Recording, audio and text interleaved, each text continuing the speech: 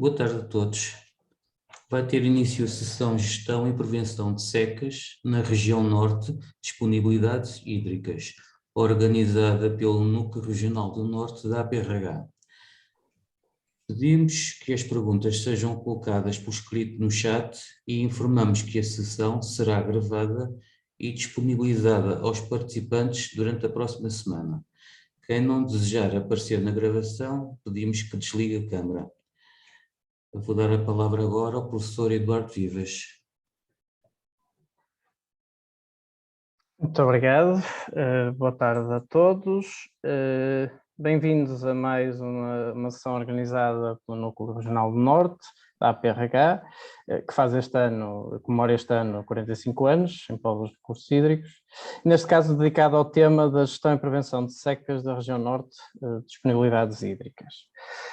Gostaria, em nome do Núcleo Regional do Norte, desde logo e da APRH, desde logo cumprimentar os oradores desta sessão, agradecendo o interesse e a disponibilidade demonstrados desde a primeira contacto, digamos assim, em particular ao professor Rodrigo Proença de Oliveira, professor do Instituto Superior Técnico da Universidade de Lisboa, sócio-gerente da empresa de consultadoria Blue Focus, que foi um dos responsáveis pelo estudo levado a cabo para a APA de avaliação das disponibilidades hídricas atuais e futuras e aplicação do índice de escassez WEI+. Esse estudo está atualmente em consulta pública e o professor Rodrigo Proença de Oliveira gentilmente acedeu a vir dar-nos a conhecer um pouco mais sobre o mesmo e focando também aqui um bocadinho nas bacias hidrográficas da região Norte.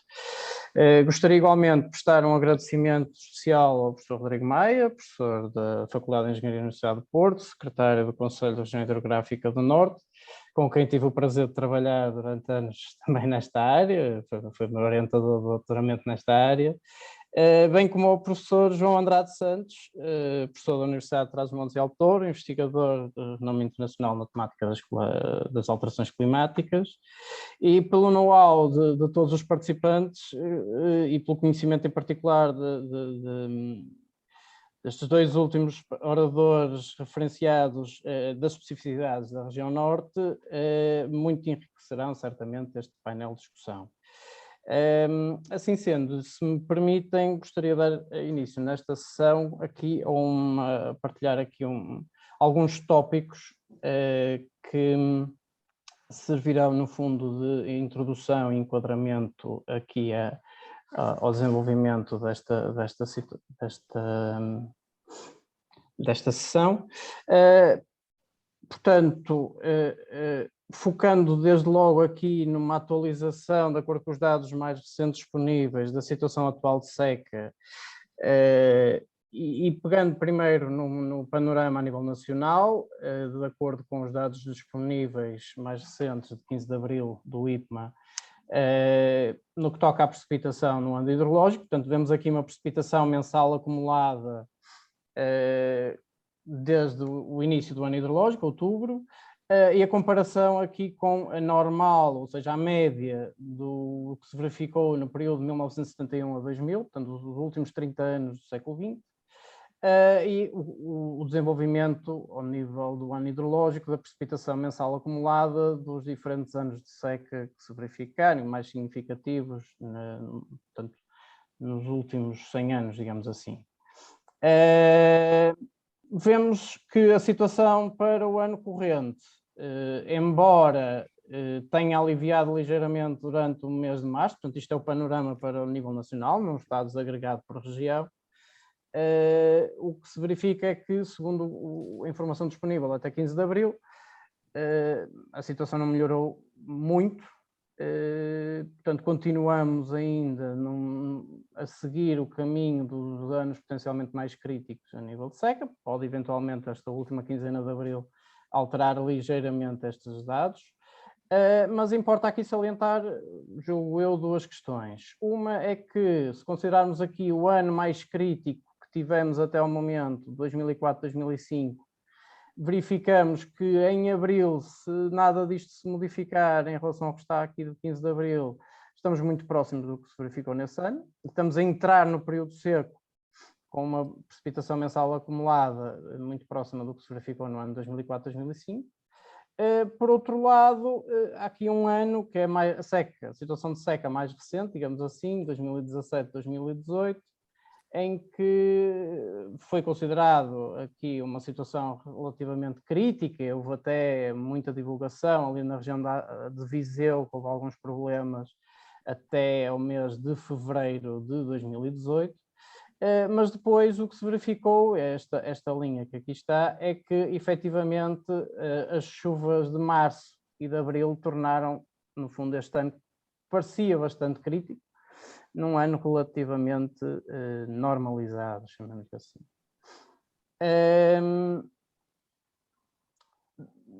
Considerando também a questão da percentagem de água no solo em relação à capacidade de água utilizável pelas plantas e fazendo aqui uma comparação entre 31 de março e 15 de abril e olhando um bocadinho para a região norte, vê-se que há um aligeirar de algumas questões, de algumas zonas aqui na região norte, principalmente na parte mais litoral, mas um agravamento da percentagem de água no solo na região do Douro mais interior.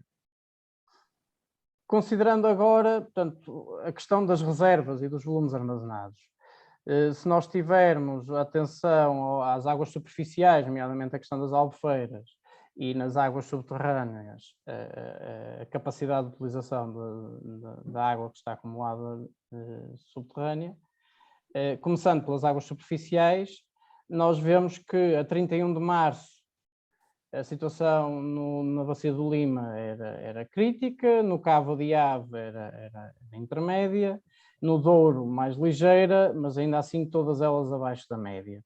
A 18 de abril, que são os dados mais recentes que estão disponíveis, vê-se um ligeiro melhoramento na Bacia do Lima, uma estabilização praticamente da situação na Bacia do Cabo de Ave e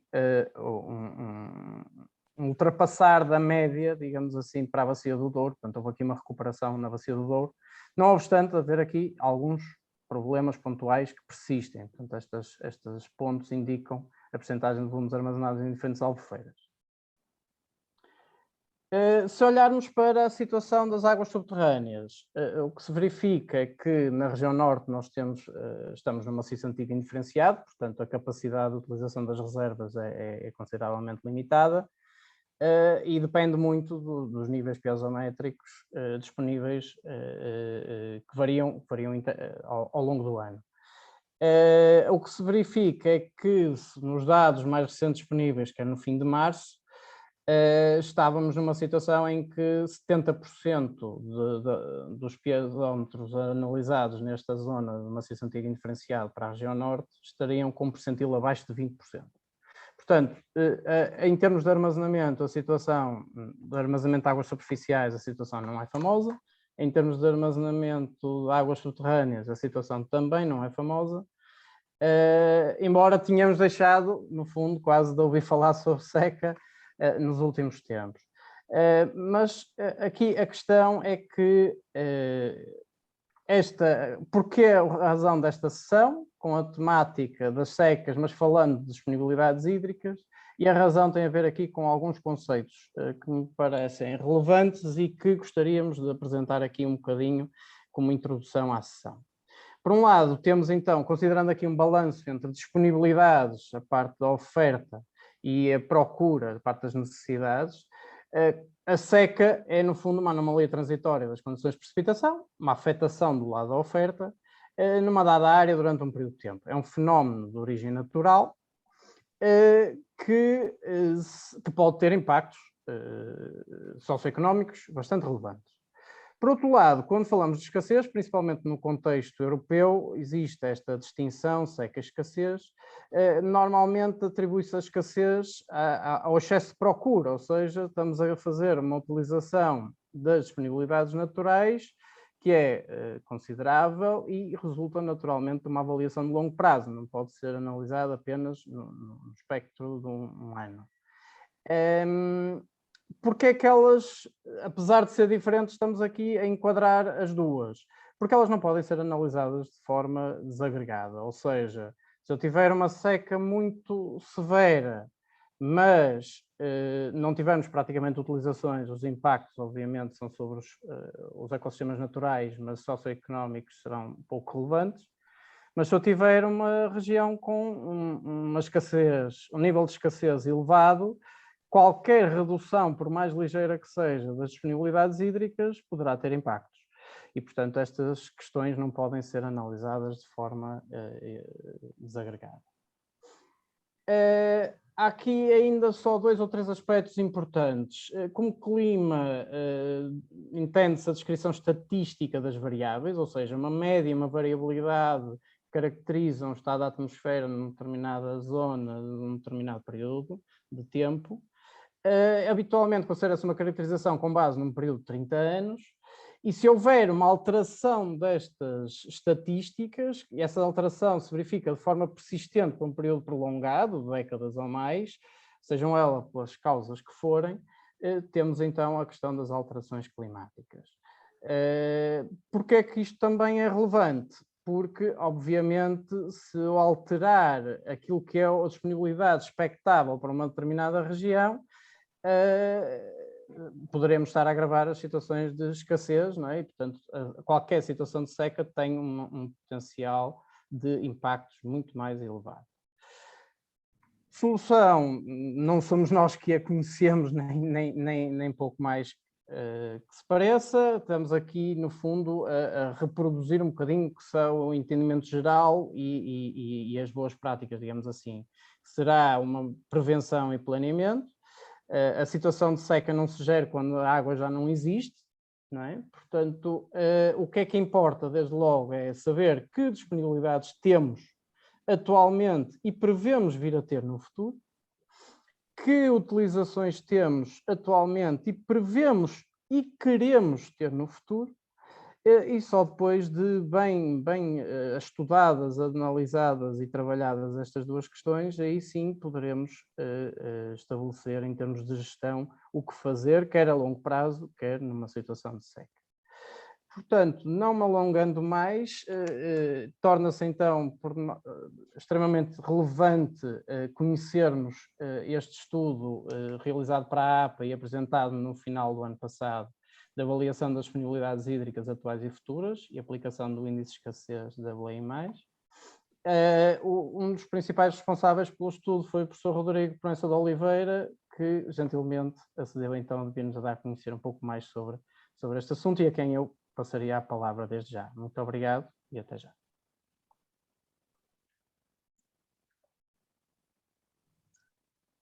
Muito obrigado.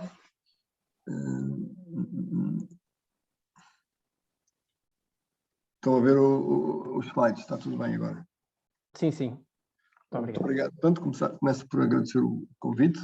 É um prazer estar aqui a discutir estes assuntos. Realmente, nós nos últimos tempos temos vindo a discutir muito a seca. E este é o gráfico que já foi aqui apresentado sobre a situação de precipitação em abril. Portanto, nós estamos basicamente com 350 milímetros de déficit em relação à normal climatológica. Portanto, figura-se que será o 21-22 será um ano hidrológico extremamente seco.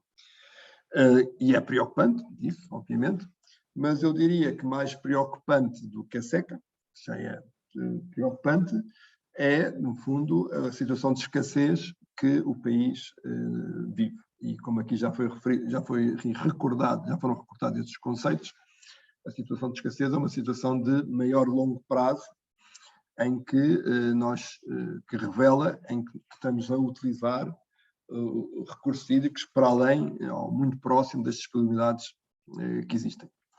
E, portanto, este estudo que foi aqui referido foi um estudo que serviu de base à elaboração dos planos de gestão de recursos hídricos de terceiro ciclo, que estão também em discussão, e incluiu a avaliação das disponibilidades de água, a avaliação das disponibilidades de água, e depois a confrontação das disponibilidades com as necessidades, através de um modelo matemático para denotação da alocação e distribuição de água, e com isso calculamos o chamado índice UE+, que caracteriza a escassez hídrica em Portugal. E cá está os resultados finais por grande bacia hidrográfica do nosso país, e vemos que este índice varia entre 0 e 1, em que valores de 1 quer dizer que estamos a utilizar na totalidade os recursos que estão disponíveis. Valores mais próximos de 0, estamos numa situação mais confortável. Portanto, nós vemos aqui que temos aqui o Sorraia, que é um caso muito particular, mas depois temos basicamente o sul do país com valores entre 50% a 70%, e mostrando que estamos no sul do país a utilizar os valores muito próximos das disponibilidades de água. A nível da região norte, temos valores mais baixos. Há aqui o caso do Neiva, que enfim, é uma bacia muito pequena, mas também temos, em alguns casos, como o Ave e o Lessa, valores acima de 50%. Portanto, o país como um todo usa de forma, digamos, intensiva os recursos que estão disponíveis, e chama a atenção, eu vou agora depois discutir em maior pormenor como é que estes valores são calculados, mas chama a atenção que as disponibilidades hídricas de Portugal têm em conta, obviamente, as disponibilidades que afluem de Espanha. Não as disponibilidades naturais, mas as disponibilidades que afluem em Espanha, depois de Espanha também satisfazer os seus próprios usos. E há aqui uma questão que é importante ter em conta, que obviamente quando Espanha aumenta os seus consumos de água, o índice de escassez, o E+, em Portugal piora. Portanto, nós estamos muito dependentes também das disponibilidades de Espanha e dos consumos e dos volumes captados que são realizados em Espanha. Bom, então o que é que este estudo elaborou? Nós primeiro fizemos um trabalho de avaliação das disponibilidades em regime natural, superficiais e subterrâneas,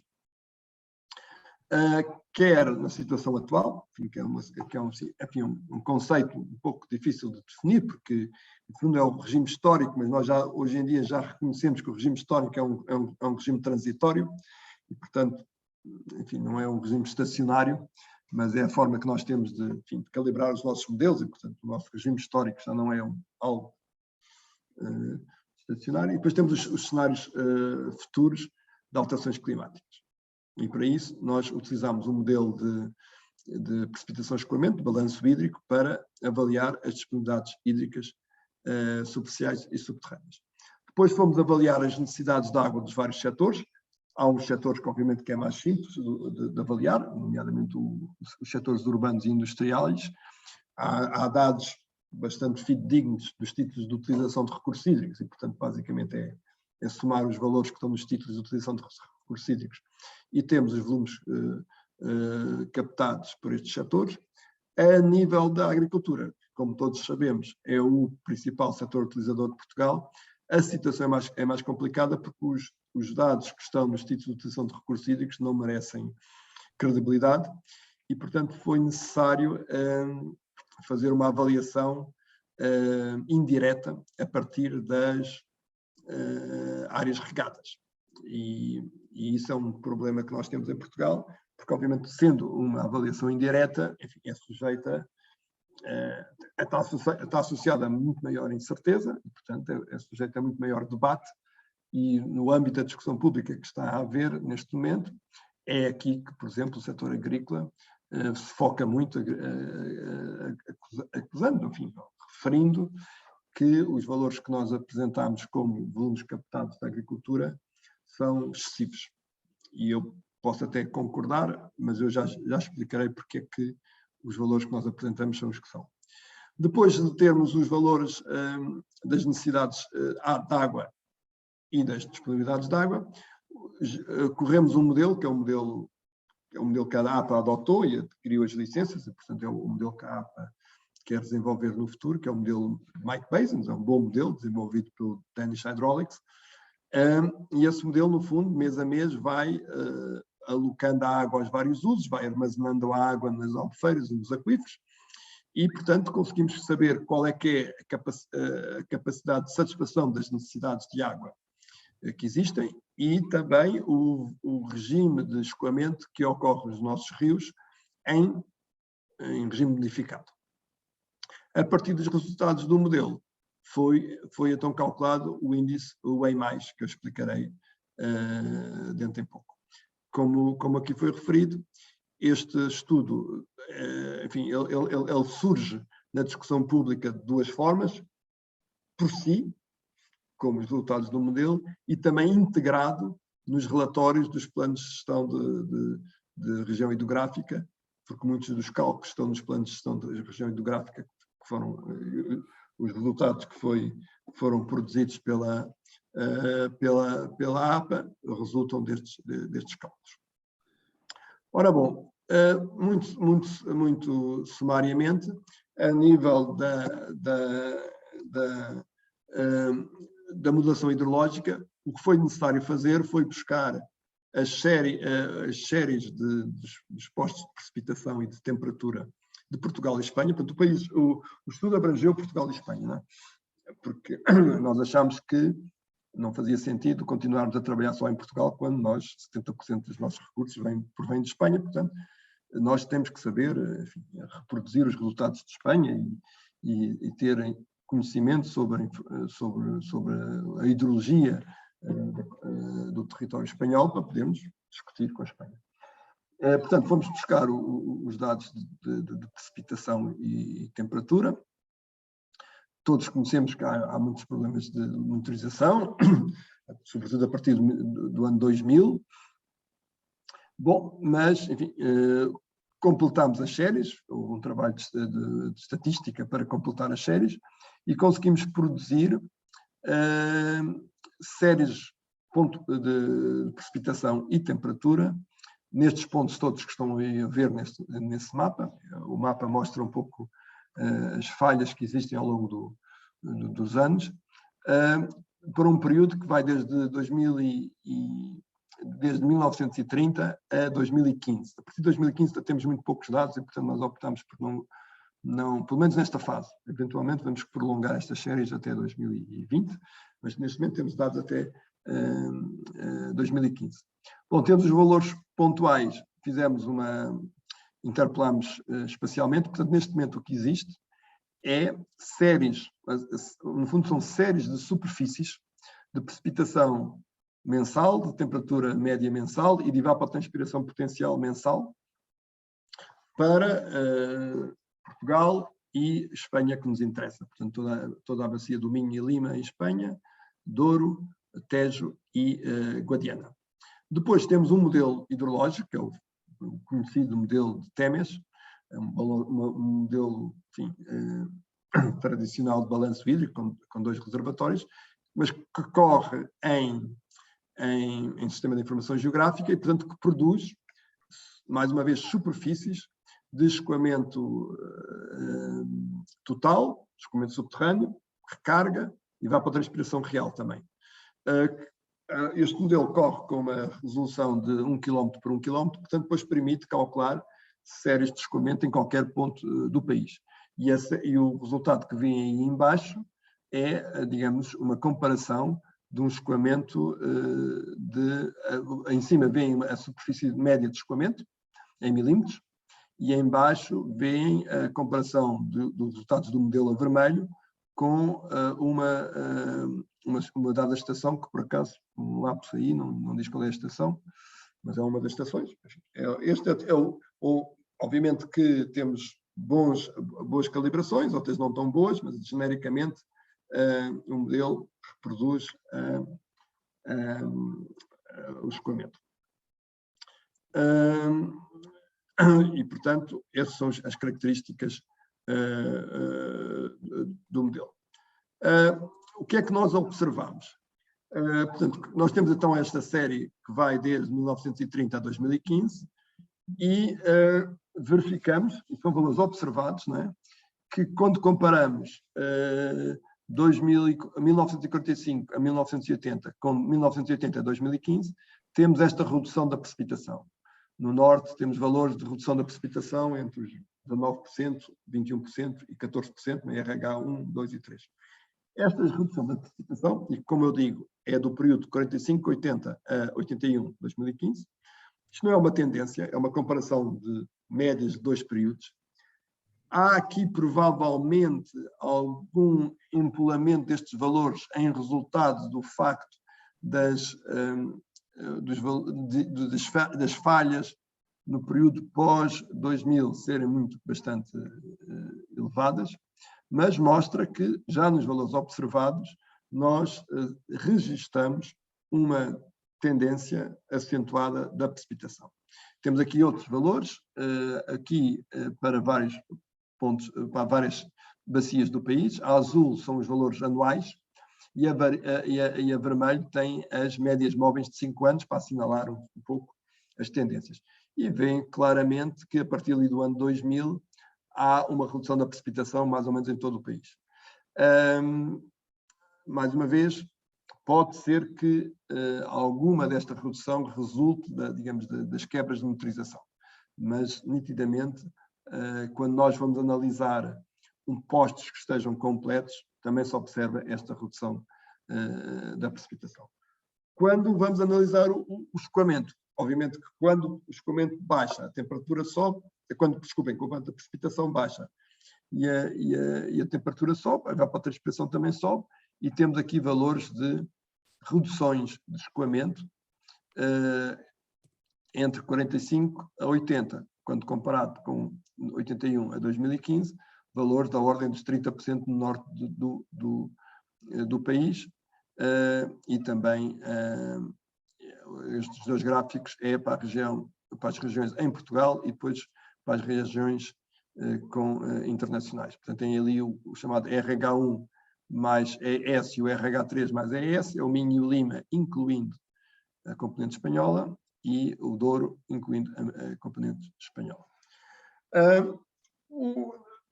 A APA tinha um modelo, obviamente que o modelo que nós utilizamos, o modelo hidrológico que nós utilizamos, é um modelo de balanço hídrico, puro e simples, que dá a primazia, digamos assim, à componente superficial. E é calibrado para poder reproduzir os valores observados de escoamento. Mas nós tínhamos a preocupação de também procurar reproduzir a recarga. A APA tinha um modelo, trabalhou com o Instituto Politécnico do Porto, e tinha um modelo que estimava a recarga média nas várias massas de água subterrâneas, e o que nós fizemos foi comparar os resultados do nosso modelo com os resultados do modelo da APA / Instituto Politécnico do Porto.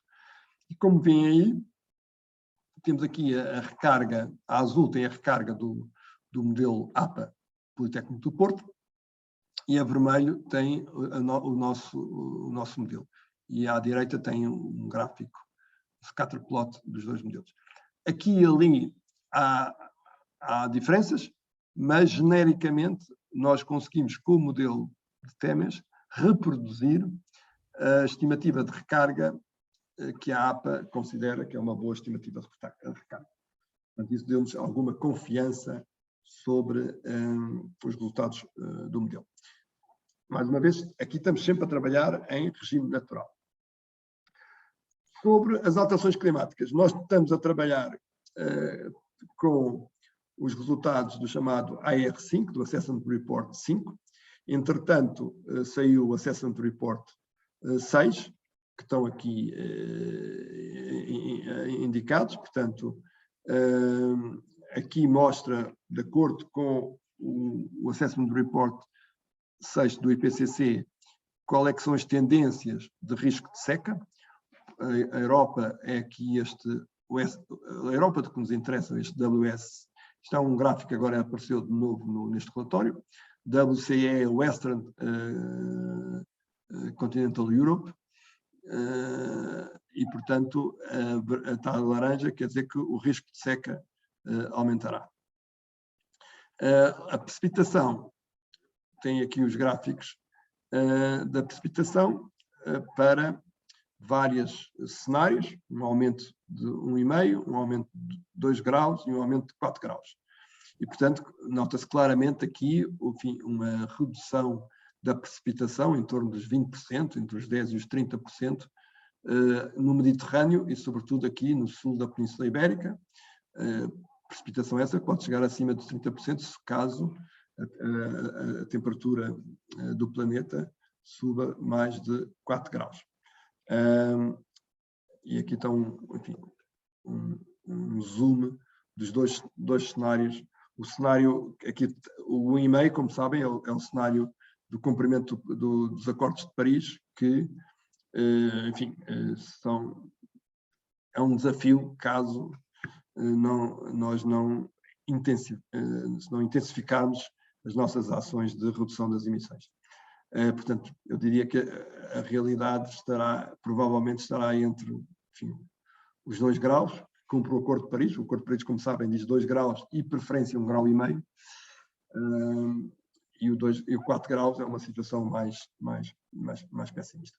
Bom, mas isto é o AR6. Os resultados de modulação do Assessment Report 6 ainda não foram desagregados, não estão disponíveis. E, portanto, nós o que utilizámos foi os resultados do AR5, portanto, o relatório anterior. Para além dos resultados globais que estão disponíveis, há um projeto que é o projeto Cordex, que trabalha ao nível dos vários continentes, mas que trabalha muito bem a nível da Europa e que, portanto, desagrega os valores, os resultados globais num pormenor espacial bastante bom na Europa, da ordem dos 12,5 km. Também há uns modelos que correm a 30 km de resolução. Portanto, nós fomos buscar todos os resultados, todos os modelos desagregados no modelo Cordex e tínhamos os dados com uma resolução de 12,5 km.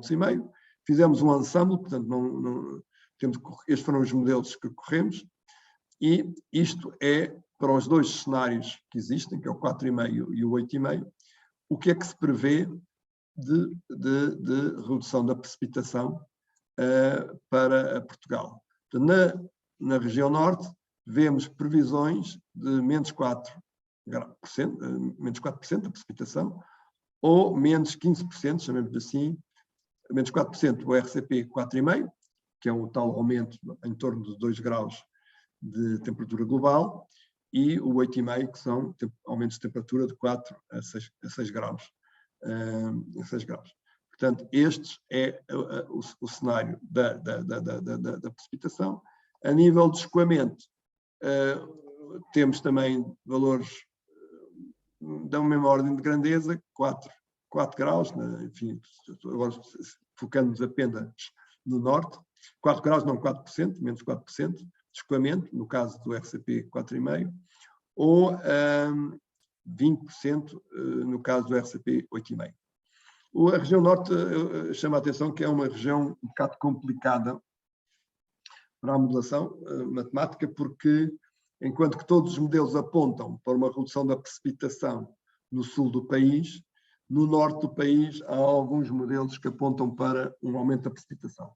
Outros apontam para uma redução da precipitação. Portanto, há uma enorme incerteza em torno da tendência da precipitação na região norte do país.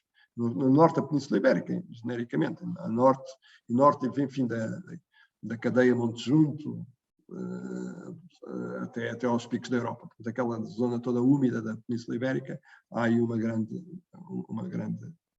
incerteza.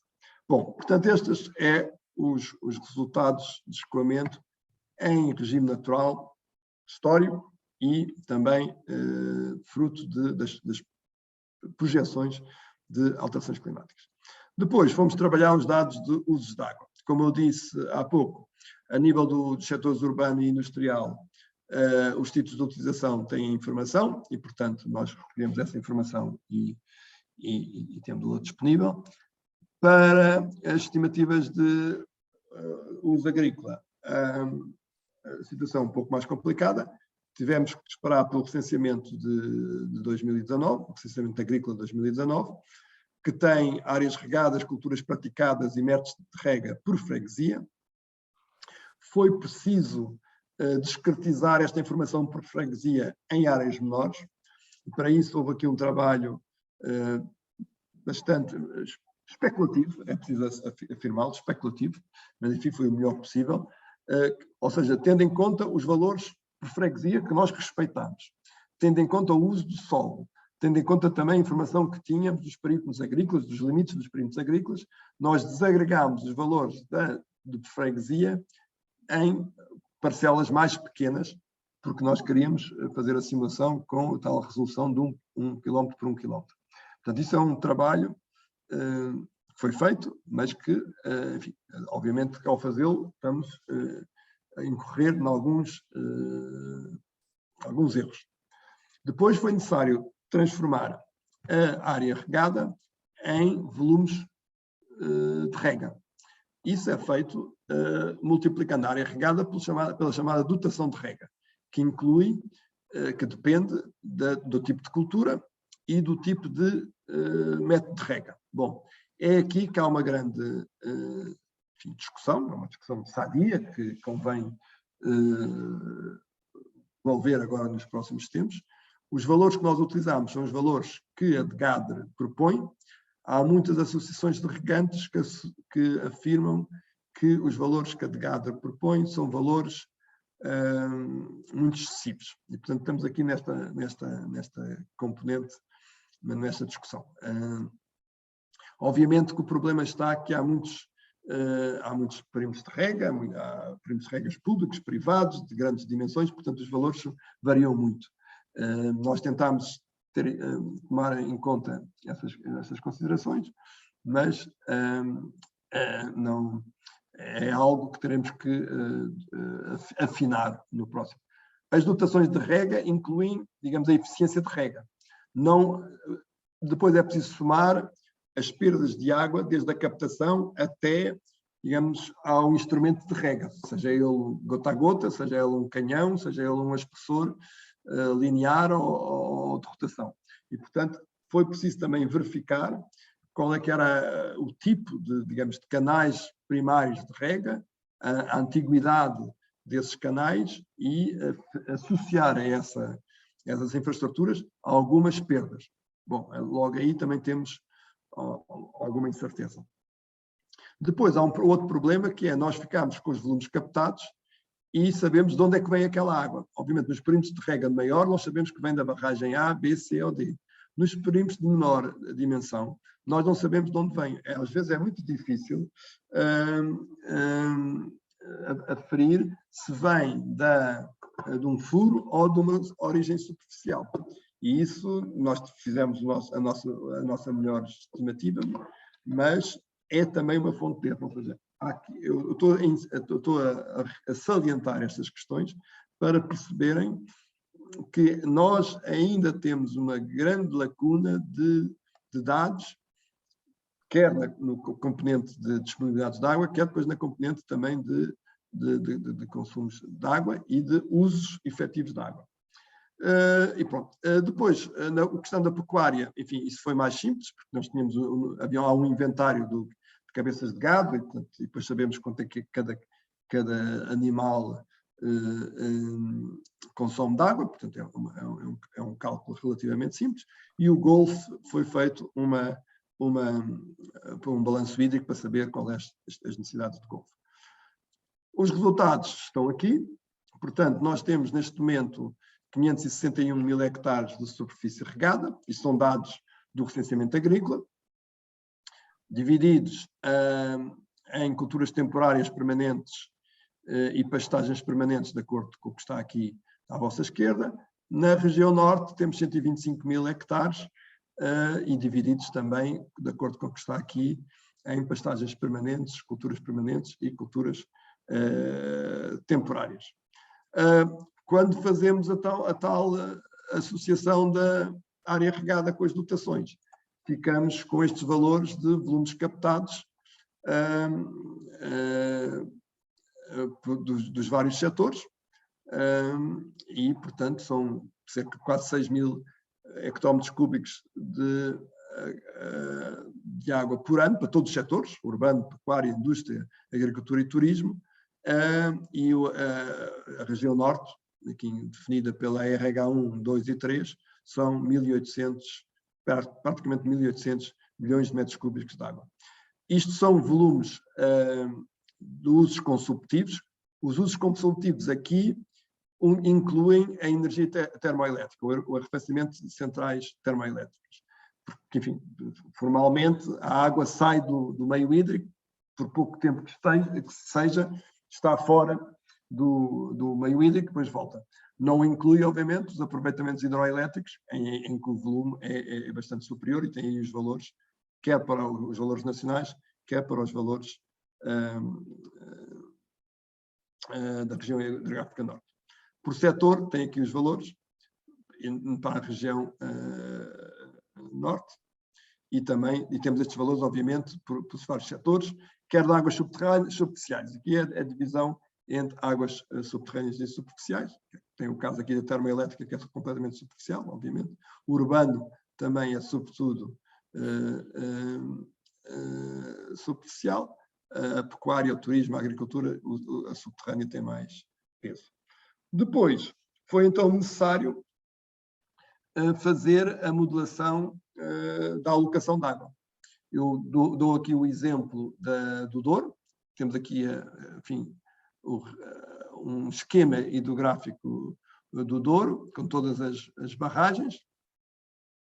Em cada uma dessas barragens há uso de água, e, portanto, o modelo correu. Nós desenvolvemos vários modelos, para o Douro, para o Tejo, para o Minho, Lima, para o Cávado e por aí fora. E portanto, fomos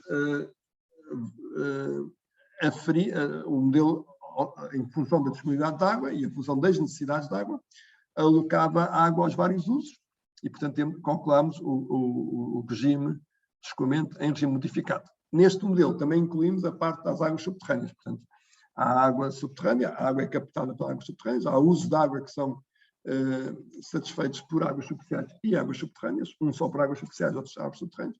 Portanto, tudo isto é calculado.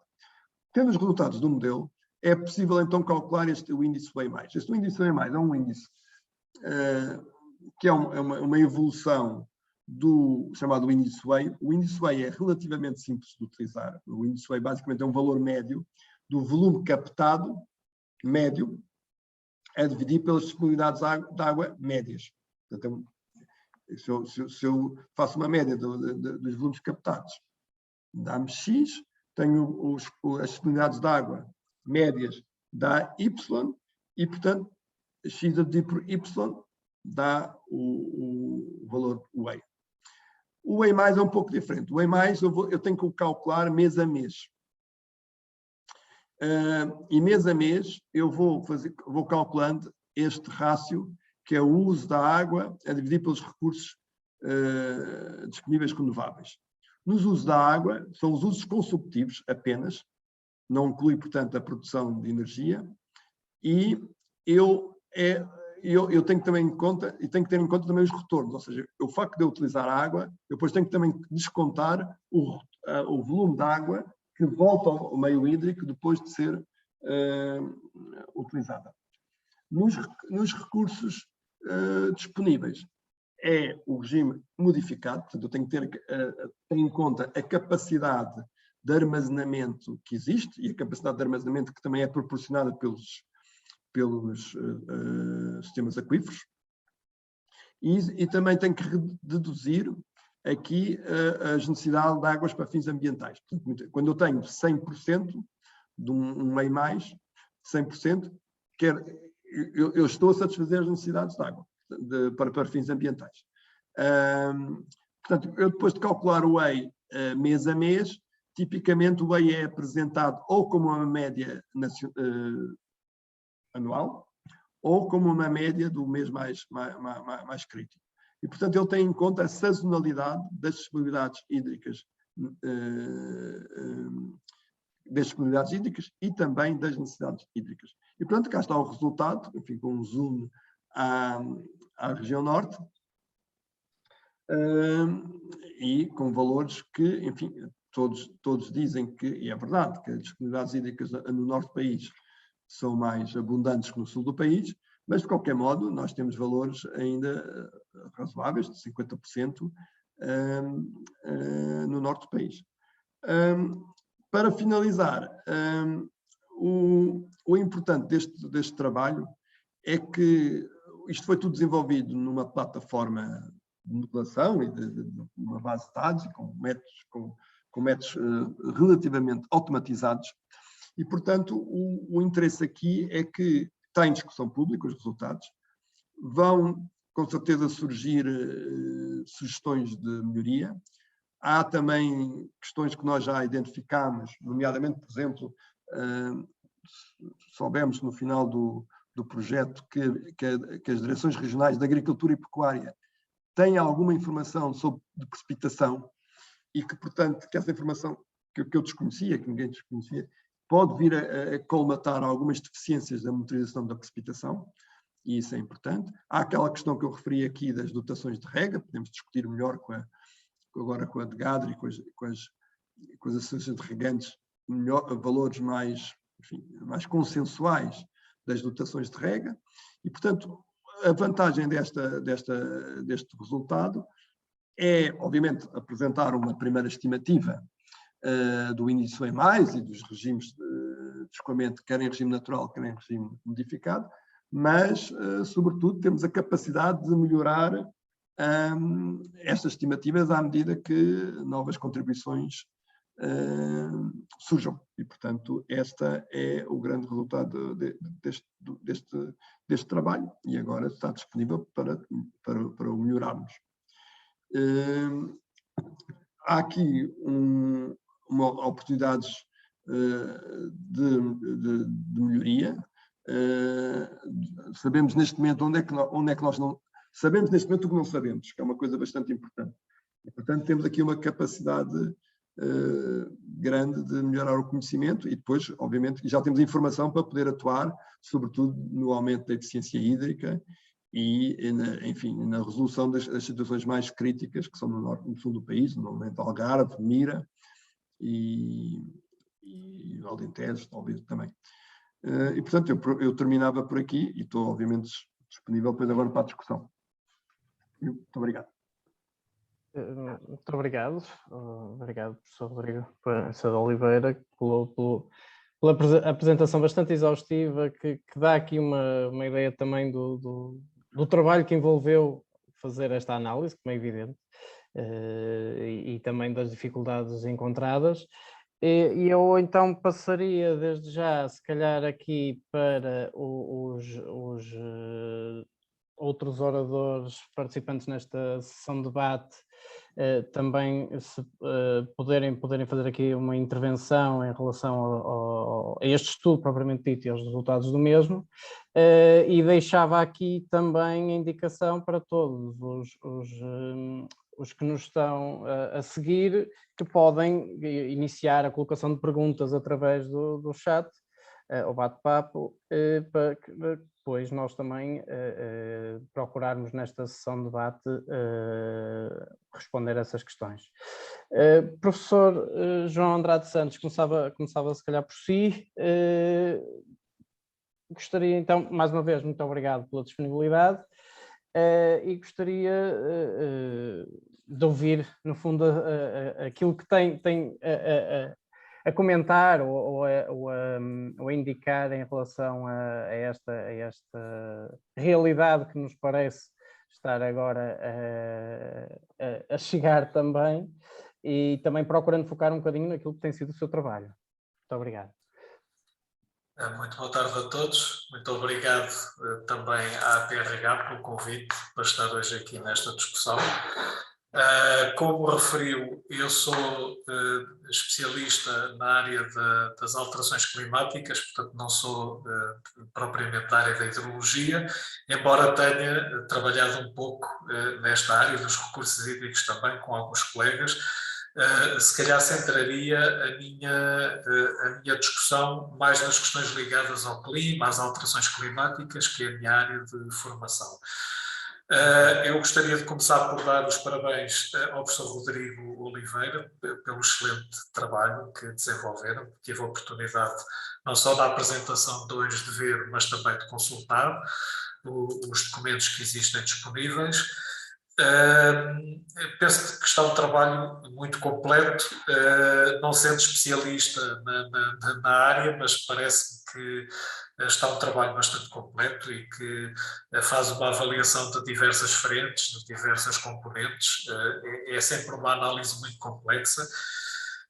Eu talvez começasse por uma questão que me parece que é uma questão muito importante para este debate, porque ela influencia as nossas projeções climáticas para Portugal.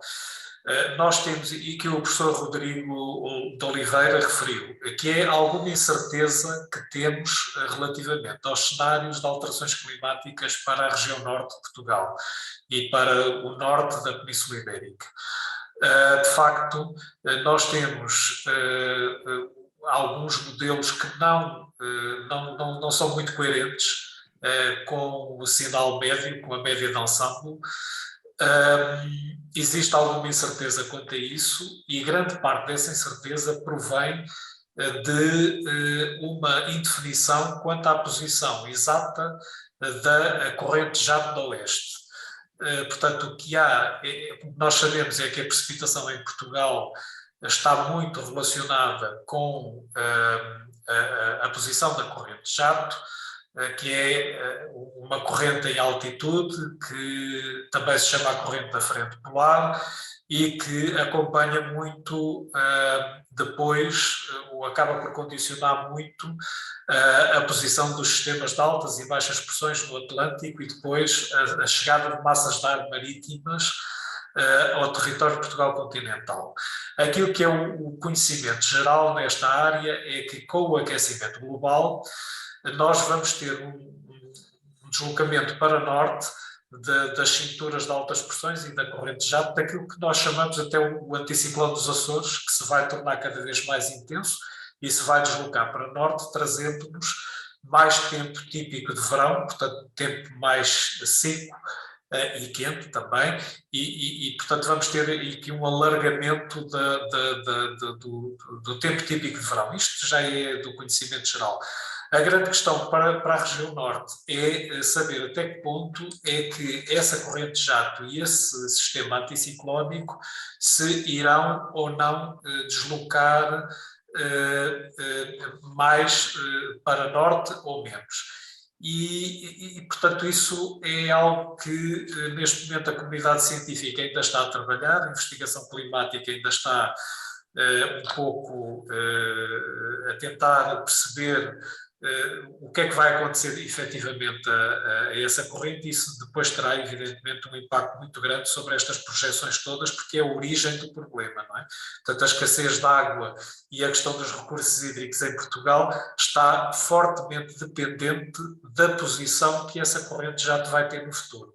Portanto, essa é a origem dinâmica, física, digamos assim, da seca em Portugal.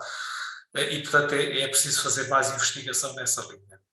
Isto é apenas um comentário que depois podemos discutir melhor.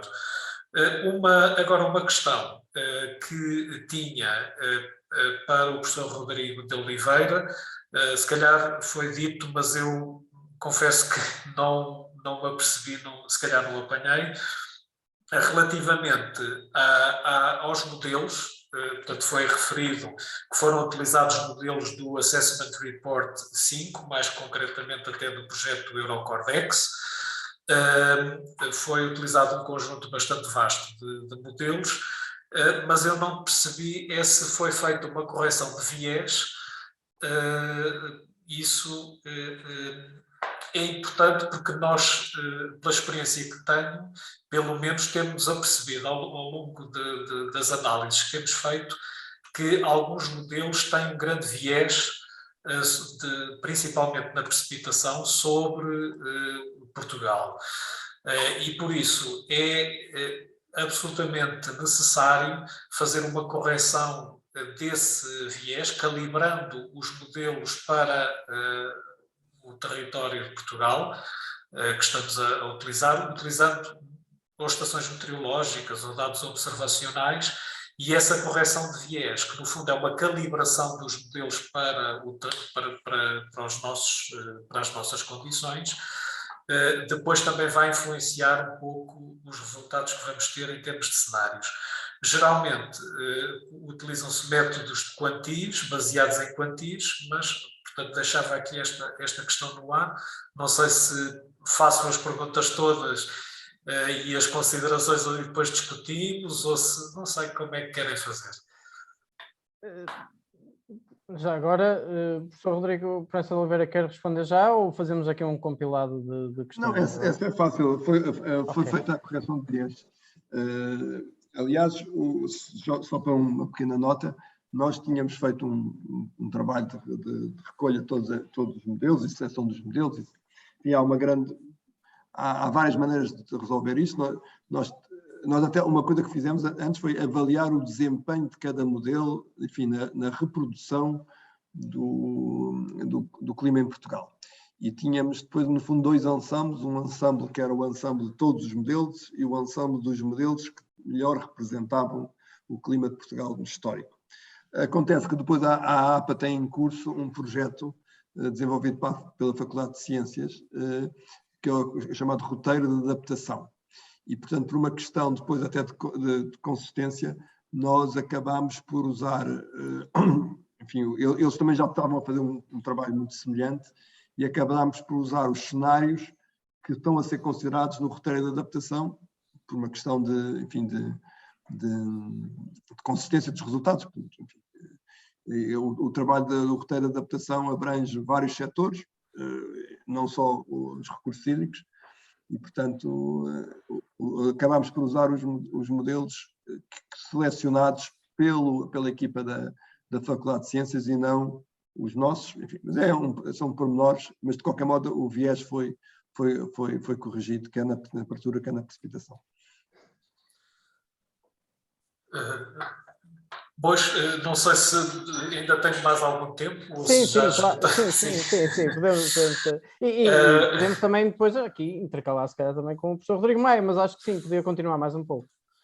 Ok, então, portanto, aqui outra questão que eu colocava para o professor Rodrigo de Oliveira, como especialista nesta área da modelação hidrológica, e que nós nos colocamos muitas vezes na área do clima, é se valerá a pena. Nós muitas vezes temos dados diários da precipitação, simulações com dados diários da precipitação, mas tenho constatado ao longo do tempo que o ideal seria termos dados horários, ou pelo menos em conversa com algumas pessoas mais ligadas à hidrologia. A minha pergunta é precisamente essa: até que ponto é que seria importante termos dos modelos de simulação climática dados horários como base para depois a simulação hidrológica e a modelação, ou se não faz grande diferença? Bom, aí há duas questões. O modelo que nós utilizamos é um modelo mensal. E é um modelo que reproduz razoavelmente bem o escoamento. E portanto, é um modelo que é útil para saber, para caracterizar a disponibilidade de água. Poderíamos ter usado um modelo diário que tem a capacidade de reproduzir um pouco melhor a disponibilidade de água. O trabalho, aliás, eu tenho feito vários trabalhos, publiquei vários trabalhos nesse sentido, e tenho vindo a desenvolver que quando nós queremos só caracterizar a disponibilidade de água, o trabalho que existe para fazer cálculos ao nível diário é tão elevado que podemos trabalhar perfeitamente ao nível mensal. Questão diferente é se nós estamos a avaliar o risco de cheias. E aí é que entramos pelo valor horário. E aí é que é a grande questão. Aí é que nós tínhamos todo o interesse, não tanto ter séries horárias, porque então a quantidade de dados é muito grande, mas termos uma capacidade, e eu tenho feito alguns trabalhos nessa área, mas os resultados não são muito claros, de tentar ver quais são as tendências dos valores de precipitação horária, de escoamento horário, para perceber qual é que é a tendência do risco de cheias. Para a análise do risco de cheias, a hora era importante. Para as secas, isso não é importante, e podemos até trabalhar com o mês. O diário também enfim, as nossas calibrações ficariam um bocadinho melhor, mas o trabalho é tão grande que eu prefiro muitas vezes ter uma série muito longa, mensal, do que ter séries mais curtas, diárias, porque séries longas diárias, a quantidade de dados é tão grande que depois nós não temos capacidade de gerir essa informação. Mas à medida que as nossas capacidades informáticas vão aumentando, começamos a ter capacidade de gerir séries longas diárias. Nunca horárias é só mesmo para a análise de riscos de cheias. Eu se calhar passava agora só para também intercalarmos aqui e tornarmos um bocadinho mais dinâmica a sessão, se não se importa, depois voltamos voltamos a falar mais um pouco, mas professor Rodrigo Maia, não sei se poderia iniciar a sua intervenção já agora, agradecendo mais uma vez a disponibilidade e é um gosto ter aqui também o professor. Queria começar por, naturalmente, louvar a iniciativa, que acho que é muito oportuna. Louvar também o estudo e cumprimentar o colega Rodrigo Oliveira. E manifestar o meu prazer pelo convite, que é sempre um prazer estar aqui, nomeadamente a discutir coisas do Norte, que a gente já discute coisas gerais. E, portanto, às vezes passa um pouco aqui ao lado da nossa casa. O enquadramento desta análise, exatamente, é focar neste estudo apresentado pelo professor Rodrigo Oliveira. Naturalmente quer focar as bacias da região norte e, sendo que, como já foi referido, nós cerca de 2/3 dos nossos recursos hídricos dependem do que vem de Espanha, e nós estamos aqui com 3 regiões hidrográficas, dos quais 2 são transfronteiriças, dando aqui uma tónica especial, digamos, a essas bacias transfronteiriças. E depois enquadrando esta questão naquilo que é o nosso enquadramento, digamos, legal, que é a Diretiva Quadro da Água, e como é que a Diretiva Quadro da Água enquadra esta questão das secas e da escassez. A diretiva enquadra diretamente as secas numa definição de secas prolongadas, digamos.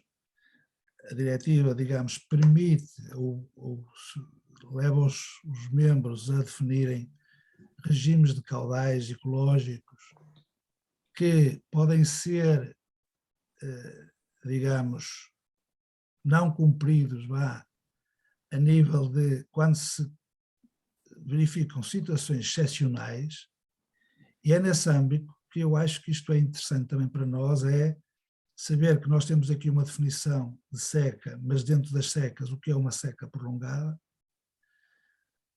O Eduardo Vivas já definiu, já expressou bem a diferença entre secas e escassez e a ligação entre as duas.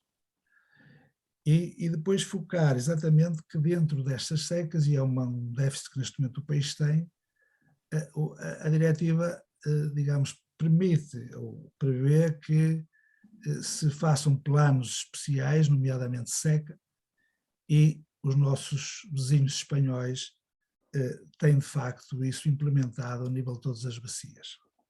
E portanto é esta realidade que nós aqui temos.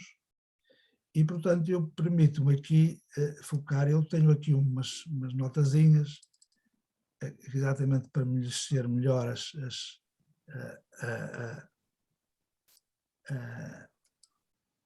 seguir melhor o que estamos aqui a falar. Mas, portanto, vou seguir dentro deste enquadramento esta questão, procurando comparar, digamos, os valores que o professor Rodrigo Oliveira já apresentou e o do seu estudo, comparar isto com o que é que foi a evolução nos últimos anos, e nomeadamente nesta evolução que foi muito bem aqui expressa, deixámos de ter aquilo que chamamos o regime histórico estacionário, estamos aqui a ver este dinamismo, e aqui não foi focado, mas é muito focado no estudo, o regime da sazonalidade. que está aqui logo expresso no mapeamento feito ao nível em documento europeu, em que é focado, digamos, a nível de escassez, através do índice que é aqui relevado, o WRI Index, a concentração de cores que a Península Ibérica merece, nomeadamente Portugal, sendo que a região norte está aqui a matizes mais claras, mas ainda assim fortes relativamente àquilo que é a Europa. Portanto, a importância que tem na Península Ibérica e para Portugal esta questão do índice de escassez e a sua ligação naturalmente à seca. Já foi aqui focado, eu acho que estou a resumir exatamente esta questão, que as regiões norte sofreram uma maior redução da precipitação anual, comparando os períodos que foram aqui referidos, de 45, 46, 80, 81 e 81, 82, ano 2015, 2016, portanto, 2 períodos de 35 anos. Ainda assim, são as regiões hidrográficas do país onde existiu uma menor redução do escoamento anual. Estou aqui a repetir os gráficos que foram apresentados pelo Rodrigo Oliveira.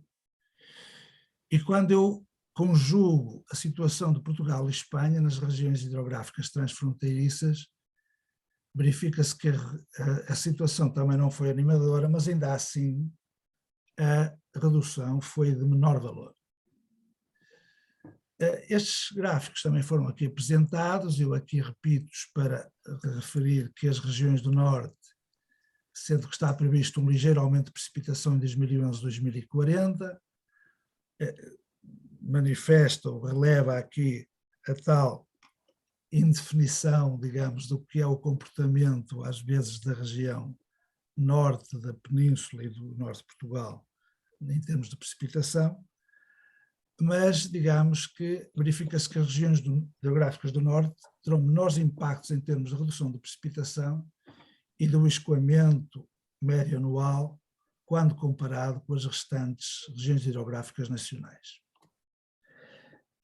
Indo a cada uma das regiões hidrográficas, eu apenas fiz aqui uma compilação comparando aquilo que é os valores que são agora apresentados e que foram usados para o terceiro ciclo, que está neste momento em consulta pública, com aquilo que eram os valores que nós tínhamos no segundo ciclo dos planos de gestão de recursos hídricos. E, portanto, desde logo, na região hidrográfica do Minho, nós vemos que é relevada uma grande variação para o Rio Minho, uma menor variação para o Rio Lima, em termos de escoamento. Já os valores que se chega para a Espanha são bastante menores para o Minho, são ao contrário, são bastante menores para o Minho e bastante maiores para o Lima. E, portanto, eu diria que, se eu for ver ao plano espanhol, eles mostram que existiu uma redução de 15% no escoamento médio anual e que, em regime natural, entre os períodos de 35 anos mais recentes que estamos a comparar, esses valores são concordantes com valores presentes no estudo da APA. Todavia, verifica-se alguma discordância entre os valores de escoamento na parte espanhola e as taxas de redução. Admite-se que tal possa ser devido aos diferentes modelos usados, TMES em Portugal e SIMPA em Espanha, e ao processo de calibração dos mesmos, potencialmente mais detalhados na parte espanhola pelo plano espanhol, naturalmente.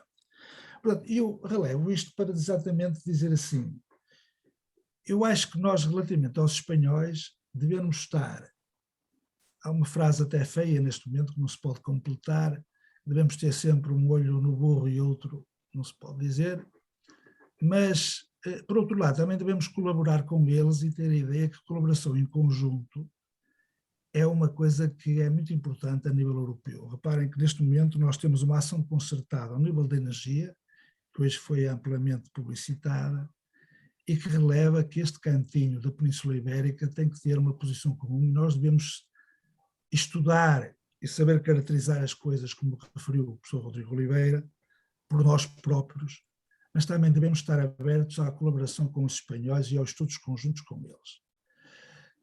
Temos aqui, a nível das considerações de alterações climáticas, aquilo que é dado pelos planos e o estudo feito pelos espanhóis. Este estudo, deixem-me dizer, foi um estudo que resultou do projeto RISC-ML, em que nós participamos com a IAPA e com a Confederação, e com a Universidade de Vigo e a Confederação Espanhola, de Marcação Espanhola, e, portanto, as diferenças não são muito sensíveis e estas diferenças poderão dever-se ao facto de os estudos usarem modelos com certeza climáticos diferentes, que é bom que nós tenhamos a noção disso.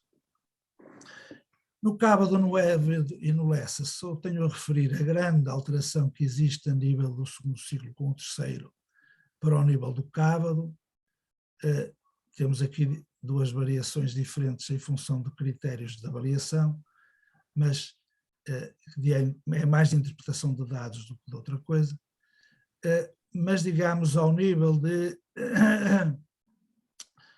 dos períodos futuros e dos dois cenários climáticos, é possível verificar, considerando um cenário menos gravoso das alterações climáticas, o 4,5, as subbacias do Ábio e do Cábado serão as mais afetadas da região RH2, e por outro lado, se considerarmos o cenário mais gravoso, a longo prazo serão similarmente afetadas todas as três bacias do Lessa, do Ábado e do Cave.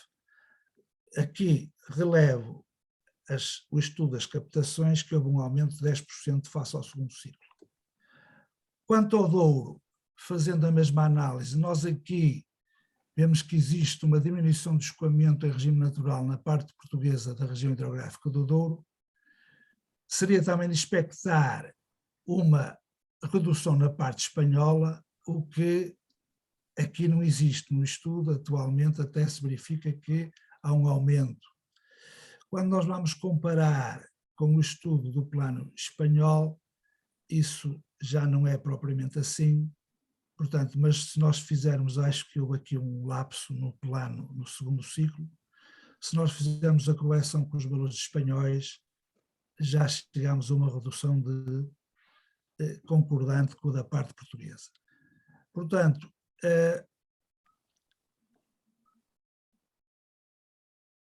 aqui há a comparação com o que se passa com a consideração das alterações climáticas, com o estudo feito para o plano, para o terceiro ciclo, e com o estudo feito pela parte espanhola. Portanto, a parte espanhola apresenta para o RCP 4,5 uma maior redução face ao estudo da IAPA, e para o RCP 8,5, ambos os estudos apontam para uma redução similar. Na comparação global, quando eu vou ver o estudo agora apresentado e o do estudo apresentado feito no segundo ciclo, vemos aqui que houve aumentos impressionantes, de facto, a nível aqui da região norte. No segundo ciclo verifica-se que, em termos gerais, mesmo apresentando valores de índice inferiores às bacias a sul do Tejo, em geral houve um maior agravamento do índice das bacias do norte em termos percentuais, nomeadamente ao nível da RH2, da região hidrográfica 2. Verifica-se, aliás, que a situação de escassez nas bacias do Ábio e do Lessa ultrapassa, a nível de agravamento, a situação da bacia do Tejo, sendo a situação comparável, a nível de agravamento, com a bacia do Odiano. De facto, as bacias do Cava, do Ábado e do Lessa foram as que apresentaram o maior agravamento do índice do WEI. Portanto, é um sinal que nós devemos ter relativamente a àquilo que tem sido, o que é a avaliação aqui dos recursos disponíveis e dos usos que estamos a fazer deles. Questões que julgo que são potencialmente relevantes, nomeadamente para as bacias transfronteiriças e transversais a este estudo, e que talvez o colega Rodrigo Oliveira possa, digamos, dar alguma contribuição para isto. Julgo que a definição do regime de caudais ecológicos é uma questão irrelevante. Qual é a relevância para a adequada definição do WEI+? Até que ponto é que tal poderá influenciar os resultados?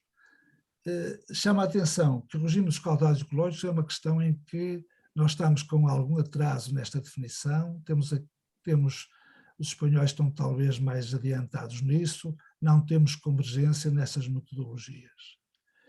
Outra questão é que o cálculo do WEI só requer a consideração dos usos consuntivos, pelo que não incorpora os impactos que o armazenamento para a produção hidroelétrica pode provocar nos ecossistemas por alteração qualitativa, ou seja, a chamada escassez qualitativa.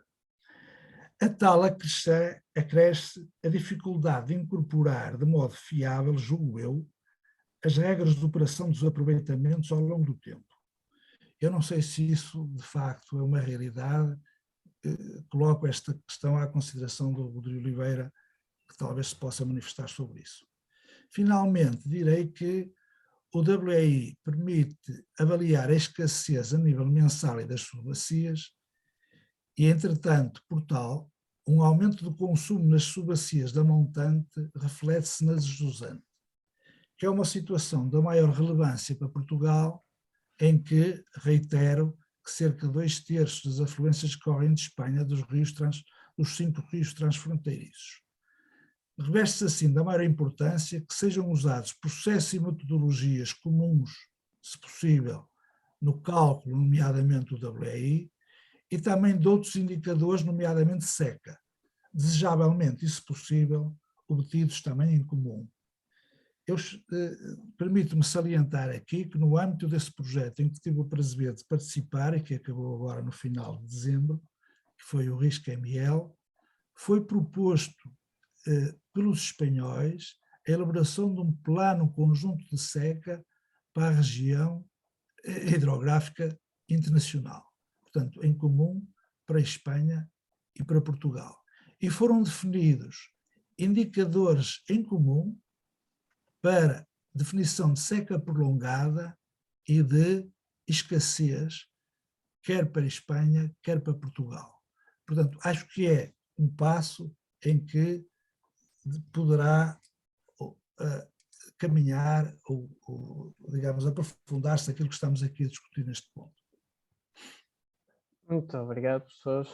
Professor Rodrigo Oliveira, então, se quiser Tenho todo o prazer pronunciar-se um bocadinho sobre isto. Tenho todo o prazer e agradeço os comentários.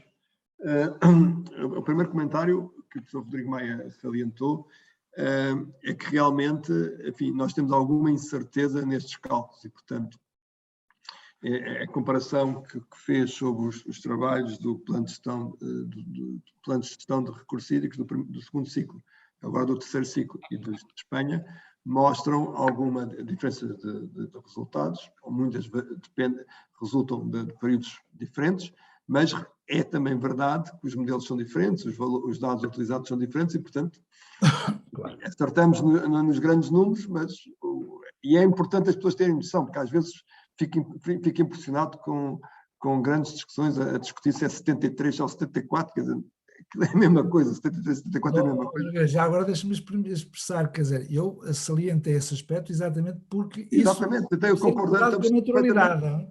Estamos perfeitamente sintonizados, quer dizer, é preciso ter a noção de que há muito cálculo, muita premissa nestes processos e, portanto, obviamente, depois os resultados são diferentes e temos que ter descontração para os discutir. O seu último slide é muito interessante e é realmente o que eu referi. A questão do caudal ecológico é fundamental.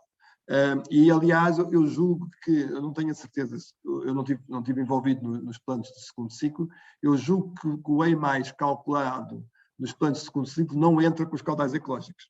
E, portanto, obviamente, o denominador que está lá, que é os recursos disponíveis, se nos recursos disponíveis eu estou lá a incluir caudais que devem ser reservados para fins ecológicos, Obviamente que os valores todos do E+, são francamente mais baixos no segundo ciclo que no primeiro ciclo. Bom, portanto, o caudal ecológico é crítico no cálculo do E+. Agora acontece um problema, e como referiu e bem, como é que nós calculamos o caudal ecológico. Nós temos, e sobretudo em Espanha, nós temos já, em Espanha realmente, como referiu, o trabalho está muito mais adiantado, eles já têm caudais ecológicos definidos para praticamente todas as secções relevantes, podem não estar implementados ainda, mas já existem valores para serem implementados. E depois temos o problema que em Portugal nem sempre estão. Não sempre estão. Portanto, nós temos aqui uma dificuldade. O que é que fazemos? Nas secções onde existem caudais ecológicos, podemos usar os valores dos caudais ecológicos que foram determinados. E nas outras? Nas outras, o que nós fizemos foi assumir que era 8% do regime médio, para poder, de alguma forma, considerar os caudais ecológicos. Agora, se não for 8%, for 12%, e o problema dos caudais ecológicos é que há uma grande discussão, reparem, é uma discussão que varia entre 8% e 40%. Eu há cerca de um mês estive em Valência, em Espanha, e o Teodoro Estrela, que é o diretor nacional de águas em Espanha, referiu-me que a Catalunha, no Ebro, quer impor caudais ecológicos de 40%. Obviamente para assegurar que a água chega à Catalunha, que o Ebro nasce na Espanha, Espanha, né? e segue para a Catalunha. Portanto, quanto é que nós assumimos de caudais ecológicos? Fazemos estudos baseados na capacidade do habitat de sobreviver de desenvolver-se com certos volumes de água, ou fazemos uma análise hidrológica que atribuímos uma percentagem. E o valor que nós consideramos altera completamente o valor do índice, o E+. Portanto, quando estamos a analisar os valores do E+, por exemplo, o nosso trabalho é útil porque podemos analisar os trabalhos do país inteiro. Quando vamos comparar os nossos resultados com os resultados, por exemplo, em Espanha, ou com os resultados calculados pela União Europeia, aí temos que ter cuidado porque as premissas não são exatamente as mesmas. E temos que ter essa noção e pronto, é assim. Pronto, isso eu saliento, esse aspecto é muito importante.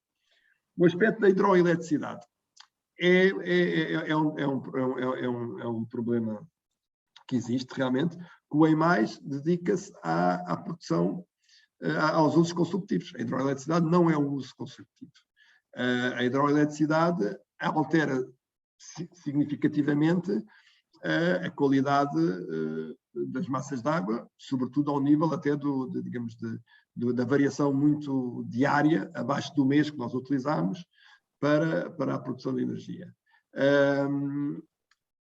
Nós, no nosso modelo, temos lá a hidroeletricidade, ou seja, no nosso modelo, nós tentamos reproduzir a produção ao nível mensal da hidroeletricidade. Ou seja, a certa altura, as barragens e as albufeiras associadas às barragens estão a libertar água para a produção de hidroeletricidade. E, portanto, o regime modificado é alterado porque nós temos em conta a hidroeletricidade. Agora, no cálculo do E+, nos usos não estão lá a hidroeletricidade. Portanto, aqui temos aqui mais um exemplo de como a situação é difícil. Se eu não reproduzo muito bem digamos, as imposições ou os condicionamentos que a hidroeletricidade impõe na operação das albufeiras, o valor do E+, é diferente.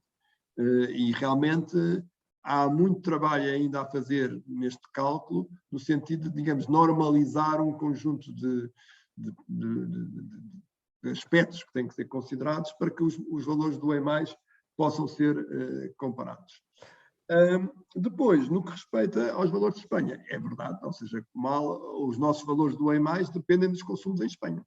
E é uma situação que nós, se tivermos de fazer uma análise, digamos assim, o indicador, o E+, não é muito adequado para avaliar se nós temos a ter um bom desempenho no uso dos nossos recursos, porque nós podemos até estar a reduzir os nossos consumos em virtude de um esforço muito grande de uma maior eficiência do uso da água, mas se Espanha não o está a fazer, o nosso bem mais vai piorar. Apenas e somente porque as afluências provenientes de Espanha se reduzem. Portanto, é preciso ter cuidado nesta análise. Trabalhos conjuntos com Espanha, eu acho que é crítico, é fundamental. Mas uma premissa para o fazer é estudos deste género em que nós trabalhamos sem qualquer problema com dados de Espanha. Nós fomos buscar os dados da Espanha, fizemos a modelação, não com tanto cuidado como o professor Rodrigo Maia referiu, com a modelação em Portugal, mas temos aqui os dados de Espanha. Obviamente que num trabalho conjunto conseguiríamos fazer um trabalho de maior pormenor, em que nós tínhamos cuidado com o trabalho de Espanha, com os valores em Portugal, os colegas espanhóis com os valores em Espanha, e com isso conseguimos ter um quadro mais completo, e isso já existe algum trabalho de cooperação a nível da precipitação e a nível da, digamos, análise climatológica. Há um Atlas do Ibérico que é uma boa base. Infelizmente, enfim, os colegas da climatologia têm sempre aquela ideia dos 30 anos, e para nós 30 anos é pouco, não é? Estamos sempre a tentar convencê-los, façam isso para 60, 70, quer dizer, porque eles têm o Atlas Ibérico para os últimos 30 anos, mas é um bom trabalho, digamos, de recolha da informação dos dois países e de validação da informação, e há uma boa caracterização para toda a Península Ibérica da climatologia, mas é só para 30 anos. Nós tivemos que refazer esse trabalho, porque queríamos um período mais longo, e era bom avançar com trabalhos conjuntos, nomeadamente com o SEDEX, que faz muito esta modelação, para termos trabalhos conjuntos Portugal e Espanha. Eu só me dia dizer o seguinte: eu quando digo trabalhos conjuntos, é fazer um trabalho de casa, porque a gente para trabalhar em conjunto... Trabalho conjunto é conjunto. A gente quando faz trabalhar em casa, tem que trabalhar primeiro em casa para depois trabalhar bem em conjunto. Não é? Estamos perfeitamente de acordo. Né? Trabalho conjunto não é receber os dados e aceitá-los. Trabalho conjunto é estarmos os dois com a mão na massa a ver os dados. Obrigado. Eu ia aqui, se calhar, retomar aqui um bocadinho o debate. Já aqui uma questão que foi colocada pelo Dr. João Vilaça, em que coloca uma questão ao professor Rodrigo Proença de Oliveira, que, se, na opinião do professor, qual será a importância a longo prazo para a região norte do aproveitamento das disponibilidades hídricas provenientes das águas residuais urbanas, nomeadamente aqui a questão da reutilização, e do escoamento superficial urbano, e aqui eu entendo que seja também a componente de águas pluviais, não é? Não sei se queria desde já comentar qualquer coisa em relação a isto, depois iríamos também ao professor João Santos. Sem ser específico da região norte, conhecem muito melhor a região norte do que eu, esta questão da reutilização de águas residuais e a da utilização das águas pluviais, obviamente faz muito sentido a nível digamos, na pequena escala, enfim, em pequenas comunidades, muitas vezes há a possibilidade de usar águas residuais, porque temos lá em Etar, temos lá o uso de água. Quando temos essas situações, é de promover essa situação.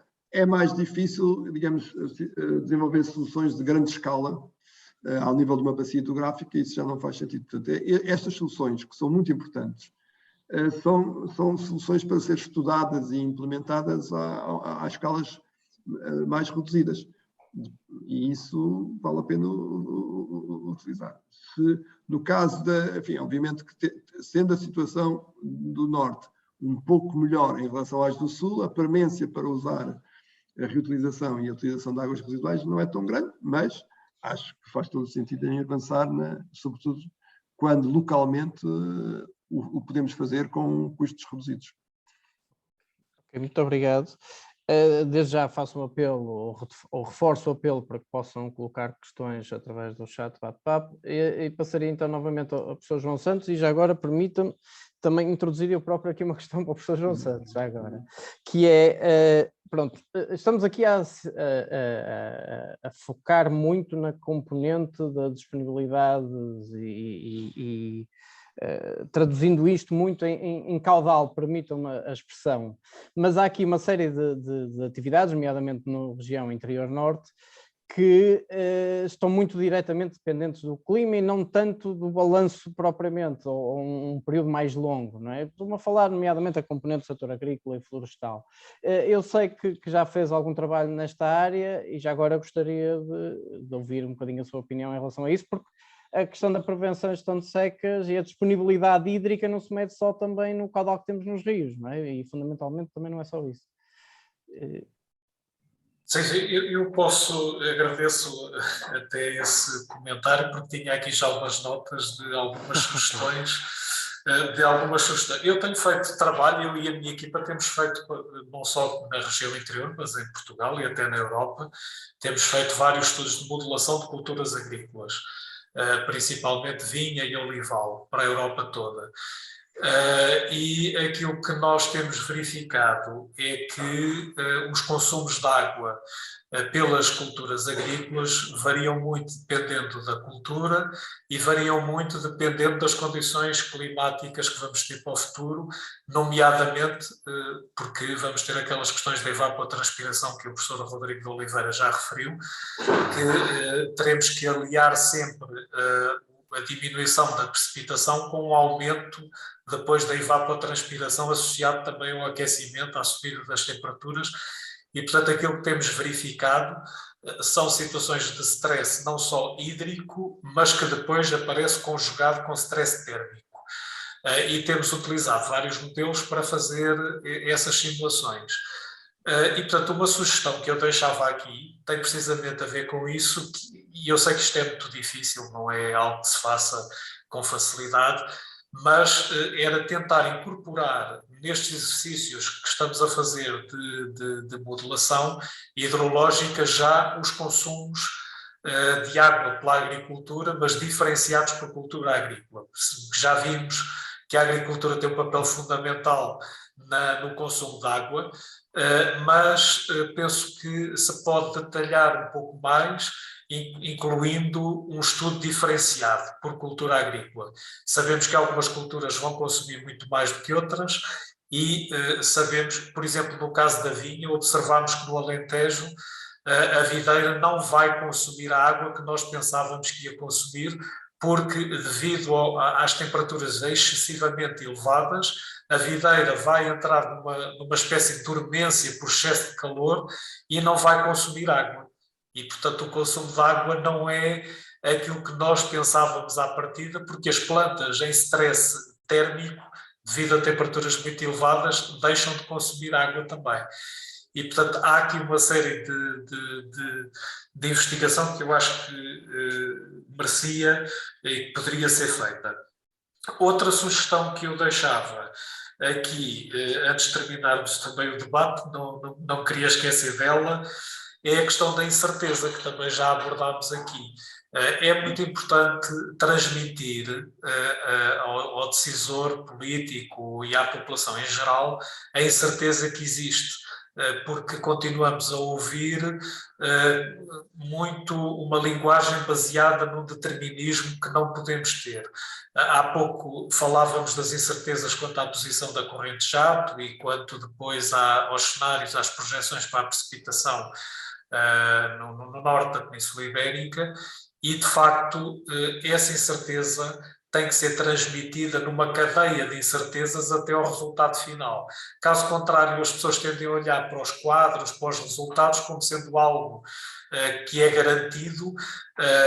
Não posso dizer que a precipitação em Portugal vai diminuir 35% ou 40%. Se calhar o mais correto é dizer que estará num intervalo entre X e Y, e portanto tem que falar mais em termos de intervalos de confiança e se calhar não tanto em valores, porque depois quando não se cumpre isso, as pessoas ficam descrentes nos exercícios de modelação e deixam de acreditar nos modelos, e isso é um problema que já está a acontecer em alguns países da Europa, que as pessoas levaram demasiado a sério as projeções que foram feitas e agora está a crescer uma descrença relativamente às modulações. Por fim, dizer também que nós aqui na UTAD desenvolvemos uma base de dados. Estávamos há pouco a falar no Atlas e nas normais de 30 anos.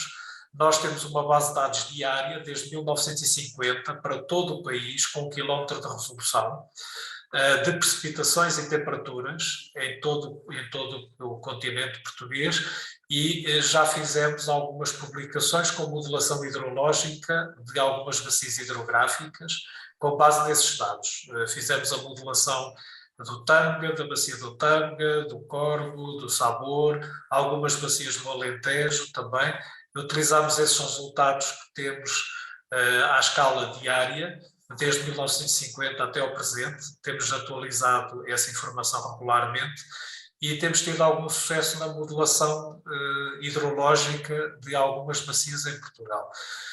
Portanto, estamos disponíveis também para, depois, caso um dia seja necessário, partilharmos essa informação que temos também aqui na UNTAD. Professor Rodrigo Oliveira, não sei se quer... Não, sobre o uso sobre as necessidades de água, nós usamos este modelo, que é um modelo mais simples, mas, por exemplo, estamos também a desenvolver um modelo com base no SWOT+, que é um modelo que, para além de ser um modelo hidrológico, está incluindo um modelo de desenvolvimento das plantas. E, portanto, o modelo que nós utilizamos é um modelo que tem a simplificação que as necessidades de água são sempre as mesmas ao longo do todo o período de simulação. E é isto o típico, né? Ora, nós sabemos que nos períodos mais chuvosos as plantas precisam de menos água de rega. E, portanto, usando, por exemplo, as capacidades totais do Mike Basins, é desenvolvendo, mas é preciso calibrar esse modelo, e isso dá mais trabalho, obviamente, que é o trabalho que tem vindo a fazer, não é? Que é calibrar para as principais culturas, e são várias as culturas, quais são as necessidades efetivas das plantas, mês a mês, ou dia a dia, se for uma simulação diária, em função das condições climáticas daquele mês ou daquele dia. E, portanto, isso faz com que depois as necessidades de água vão variando ao longo do tempo. E isso torna os resultados um pouco mais rigorosos, mais difíceis também de perceber, porque muitas vezes depois temos... porque, aliás, há uma das críticas que nos fazem, e tem alguma razão, que é quando nós temos as dotações de rega que nós estimamos, uma dotação média, de um ano de precipitação média e de temperatura média. Nos anos em que chove mais, a dotação de rega, em teoria, é menor, porque não é preciso regar tanto, mas nós estamos a assumir que o valor que tem que ser regado é o valor médio. Portanto, mas isso, enfim, isto são hidrologistas a trabalhar, não é? Porque querem evitar envolverem-se em toda a modelação do desenvolvimento das plantas e das várias culturas. Mas é realmente uma área onde temos que trabalhar melhor, sem dúvida. Isso, sem dúvida. Ok, muito obrigado. Eu já agora estou aqui a ver também já umas perguntas. Era isso, exatamente, ia colocar aqui estas perguntas que no entretanto surgiram, desde logo a questão do engenheiro João Mamed do cálculo por subbacia, do E+. Nós fizemos isso por subbacia. Certo, e já agora também aqui do engenheiro Miguel Costa, a questão aqui dos caudais ecológicos, salientando que era uma das questões que eu também tinha aqui, portanto bate mais ou menos com aquilo que também está aqui a ser questionado, é até que ponto é que isto depois tem impacto no nível do estado ecológico, ou previsão do estado ecológico das massas de água, não é? Bom, sobre os valores por subbacia, nós temos os valores por subbacia, e eu posso, por exemplo, aqui dizer que dentro da subbacia do Douro, dentro da bacia do Douro, as bacias como o Coa, o próprio canal principal do Douro, e mais o Tua e o Sabor, são aquelas que apresentam valores do E+ superiores às restantes. O Águeda, por exemplo, tem um valor muito baixo, aliás, temos uma pequena discussão, mas a APA está inconfortável com o valor do E+, mas nós recalculamos e calculamos e recalculamos, e é o valor que dá do Águeda, o Águeda do Douro, não é o Águeda do Voga, e que dá um valor muito baixo, que é de 0,12, Mas, aliás, depois descobrimos que nos planos espanhóis havia um erro nas necessidades de água, já mesmo corrigido isso, portanto, temos um valor. Portanto, nós temos estes valores realmente por subbacia e serão publicados, não sei se a APA publicou nos planos de gestão de recursos hídricos, mas estão disponíveis. Sobre a pergunta do estado das massas de água. O estado das massas de água, obviamente, este trabalho, nós não calculamos o estado das massas de água, portanto, eles é algo independente na avaliação do estado das massas de água. Enfim,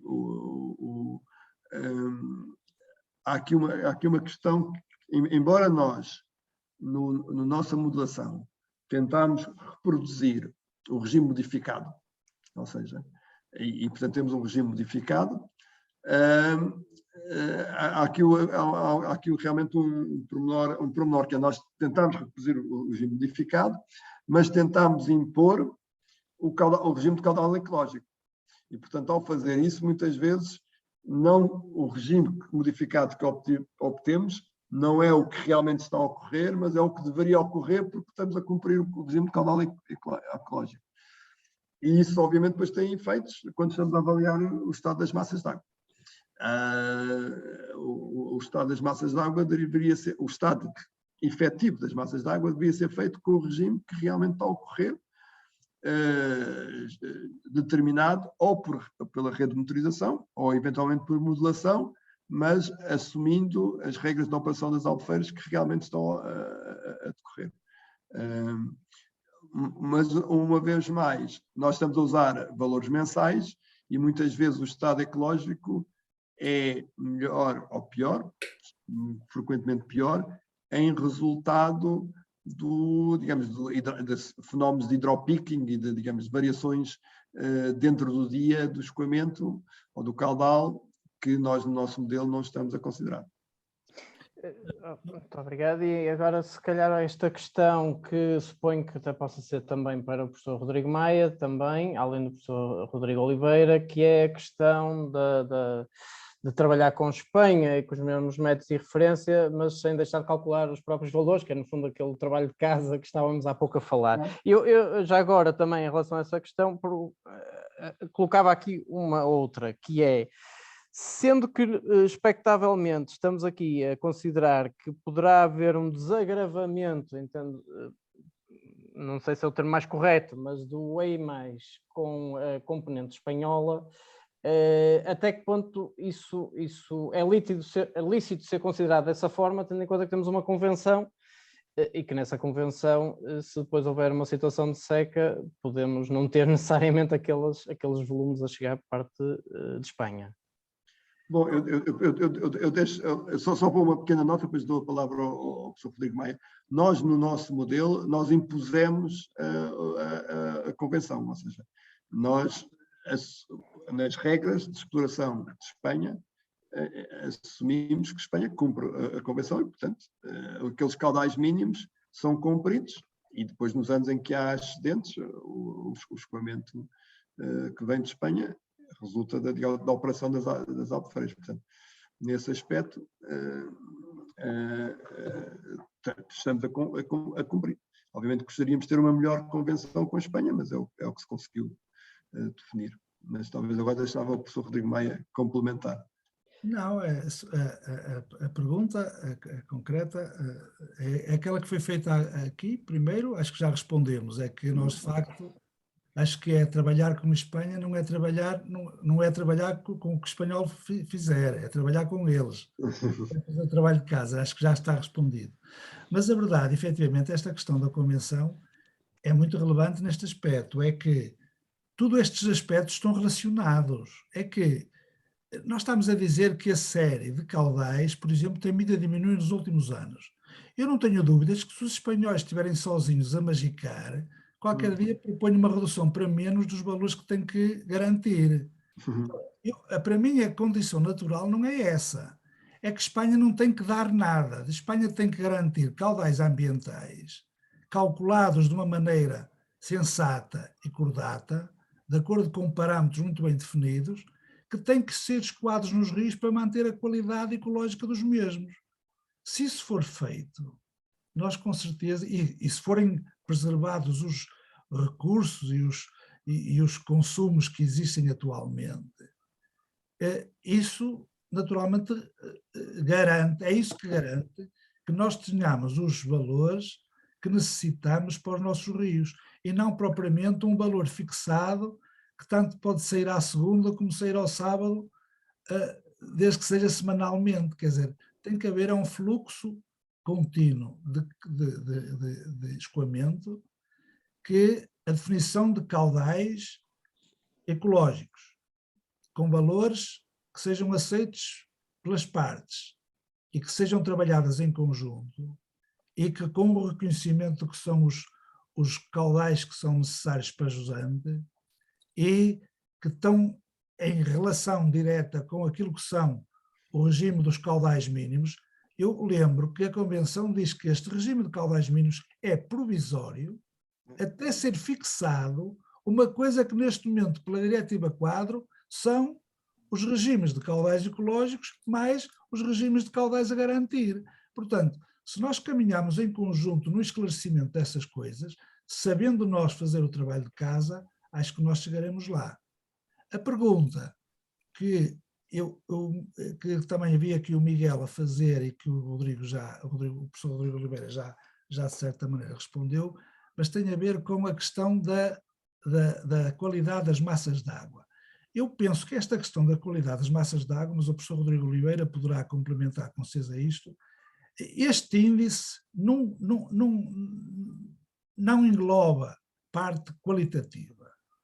Há índices de escassez que englobam a parte qualitativa, mas são índices diferentes. São índices que já vão fazer um cômputo do grau de poluição das águas e transformam isso, são as águas cinzas, transformam isso numa espécie de parcela deste índice que nós estamos aqui a calcular. Isso é que poderia resolver, provavelmente, esta relação direta entre aquilo que é a qualidade da água e aquilo que são os WEIs. Mas é um índice de escassez diferente. Este índice é de base quantitativa. Tem toda a razão. Há vários índices. Este índice de escassez, o E+, ou E+,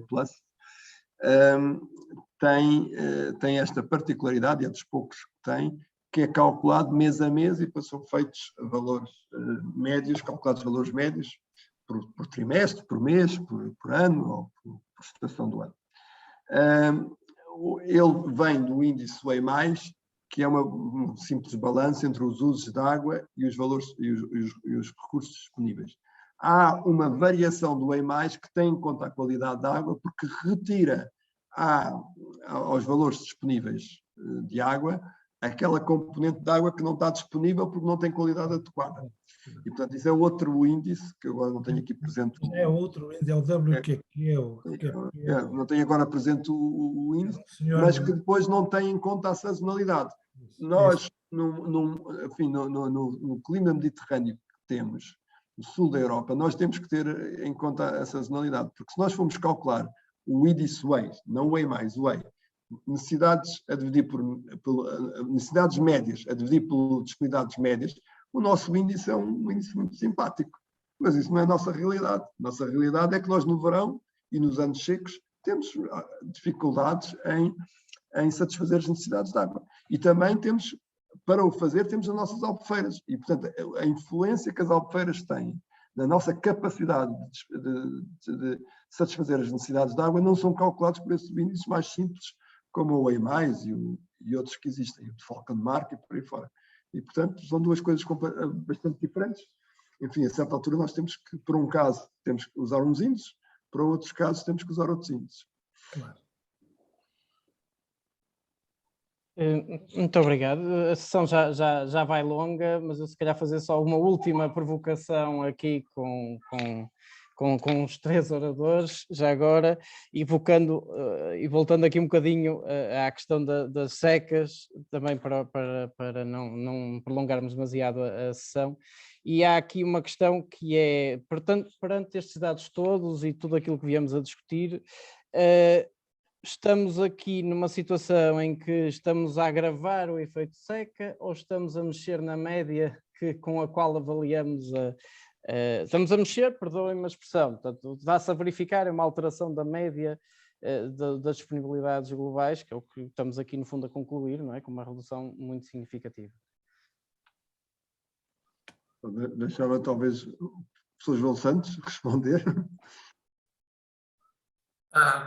Pois eu não sei se percebi exatamente a questão, mas o que nós sabemos é que a tendência, no nosso caso da região norte e de Portugal em geral, é para uma diminuição da precipitação.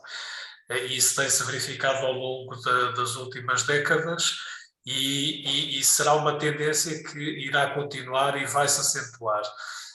Essa tendência tem a ver com fatores da dinâmica da atmosfera que nós não conseguimos controlar, porque são alterações, como há pouco referia, nos padrões da circulação geral, e, a meu ver, no caso específico português, será até a situação mais preocupante é a da seca, porque os estudos que temos feito de impactos das alterações climáticas em Portugal têm demonstrado que, além da subida da temperatura e do aquecimento generalizado, que será mais concentrado nas regiões do interior do país, vamos ter, e no verão, nos meses de verão, vamos ter, acima de tudo, um aumento bastante significativo do número de dias consecutivos sem precipitação, aquilo que é o índice CDD, que é um índice muito utilizado em meteorologia, e esse aumento vai ser bastante significativo em todo o país,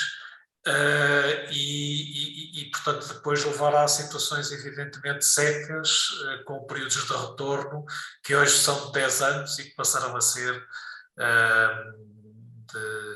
de muito menos, não é? Portanto, períodos de retorno de 2, 3, 4 anos. Esse será, a meu ver, o problema da escassez de recursos hídricos em Portugal será o maior problema e a maior ameaça que temos relativamente às alterações climáticas em Portugal. Até porque, num outro estudo que fizemos também tendo em conta a precipitação e uma análise por município português, chegámos à conclusão de que os extremos da precipitação, mas os extremos ligados a precipitações intensas, não vão aumentar assim tanto quanto isso.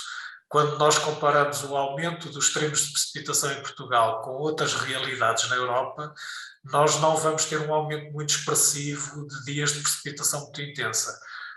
O grande problema vai ser mesmo a ausência de precipitação. Não sei se era isto que, mais ou menos... Não, era exatamente isso. Há aqui um aspecto formal que suponho que está implícito na pergunta que o José Eduardo fez, que foi, a partir do momento em que diminui a precipitação, também diminuem os limiares para qual a gente define a seca. De maneira que, mas eu suponho que isso é uma questão, que nós na prática já estamos a dizer que nos últimos anos aumentaram os anos, não há anos úmidos, ou não tem havido anos úmidos. Portanto, de acordo com aquilo que são os nossos limiares de definição do que são anos secos e dos anos úmidos. Mas, digamos, é essa redefinição de fronteiras que também vai ter que jogar dinamicamente com esta progressiva diminuição de seca, naturalmente. Mas, sim, por isso é que vai haver tendência para haver mais seca, apesar de tudo há sempre. Sim, por isso é que hoje alguns em estudos de climatologia é comum definir os limiares com base num período histórico e depois nos cenários futuros utilizam-se os mesmos limiares para evitar sermos arrastados pela tendência, não é? Exatamente. Não, que era efetivamente uma provocação, por isso é que são exatamente os dois pontos que eu acho que são mais relevantes de salientar, é precisamente que a ausência de precipitação também é um fator, não é só a redução das disponibilidades como um todo, mas obviamente estarmos a dizer que deixamos de ter anos úmidos, nós baixamos foi a média também, não é? Portanto, obviamente aqui a questão é essa. Pronto, muito obrigado. Eu não sei se existe mais alguma questão que alguns dos intervenientes também aqui desta sessão de debate queiram colocar. Se não houver, uma vez que a sessão também já vai longa, Eu gostaria, mais uma vez, de agradecer e dar os parabéns, porque acho que foi de facto muito interessante esta troca de opiniões e esta troca de informações e a apresentação do estudo que foi realizado. Penso que também acabou por consubstanciar bastante esta discussão. Muito obrigado mais uma vez, professor Rodrigo Proença de Oliveira, professor Rodrigo Maia, professor João Santos. Obrigado a todos os participantes e eventualmente depois continuaremos esta discussão noutras sessões, porque efetivamente aqui o interesse desta sessão era focar na análise das disponibilidades atuais e futuras, e com isso construirmos aqui no fundo uma base de análise para outras considerações que se possam ser futuramente. Muito obrigado a todos, espero que possam participar noutras sessões, até breve.